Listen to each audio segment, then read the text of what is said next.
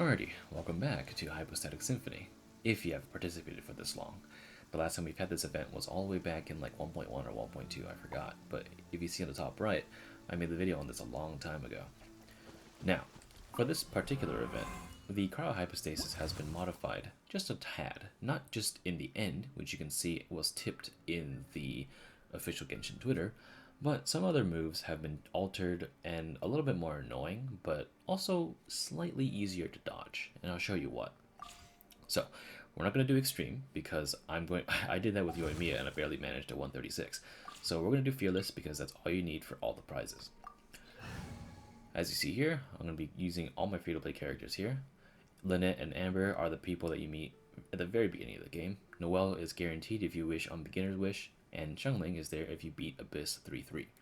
So, here, with Traveler, I'm going to give her Western Desire along with Noblesse Oblige. Strangely, I'm going to give her Energy Recharge, but you can use Attack, you can use whatever you want. Remember, tailor it to your own difficulty. No one's going to judge you if you can't complete this or that. Amber is going to be using a Slingshot along with Wanderer's Troop. It's built a little bit more towards crit, so I have a 54-169. Nice. And Noelle, right here, is going to be using a White Blind, along with Gladiator's Finale. I do wish I had a Husk set for her, but that's on Ito at the moment. And Xiangling has a Dragon's Bane. But if you don't have Dragon's Bane, go ahead and use Favonius Lance, go ahead and use Halberd, go ahead and use Prototype Skulker, whatever works. Just don't give her stuff like this, okay? Anyway, and of course, Unlimited Severed Fate. So let's begin.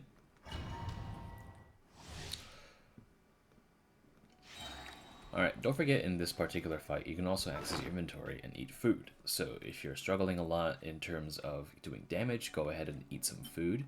If you're struggling with getting hit a lot, go ahead and use a golden crab or something to raise your defense. Or maybe if you want some extra elemental damage, use a potion, which I have done here. I've drank a flaming essential oil for pyro damage, and just for extra measure, I'm going to give myself a little bit of a salad. So, don't let anyone tell you you can't use food, or if someone like, oh, you can't do enough damage. Dude, everyone plays this game at their own pace. Do what you want. Anyway, so let's begin the fight.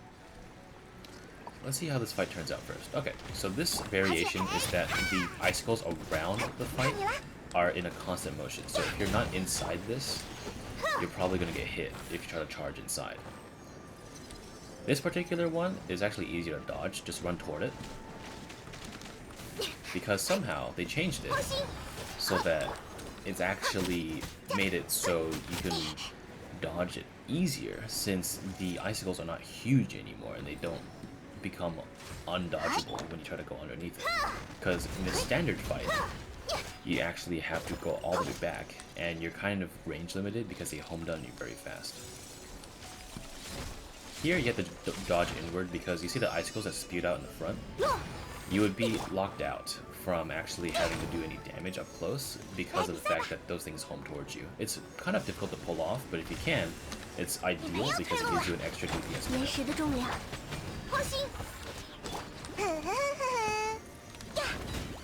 Missed that bunny there, but it's okay. Again, run toward it.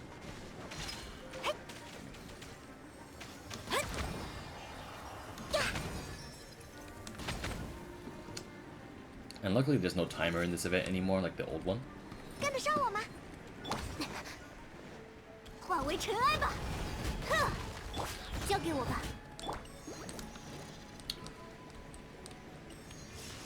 Alright.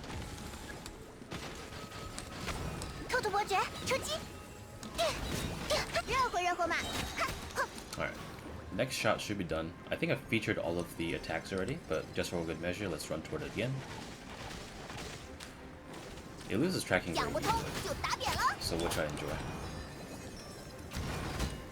Alright, so let's put it in revival phase. In my opinion, it's always good to put Amber's Burst on it because it actually saves you some time. Because you don't have to shoot some arrows at it instead. So just make sure you hit it with the balls. And now, instead of 3, you only have to use 2. And this makes it a lot easier and saves you a lot of time, because sometimes you just can't hit that last one. It's a security mission.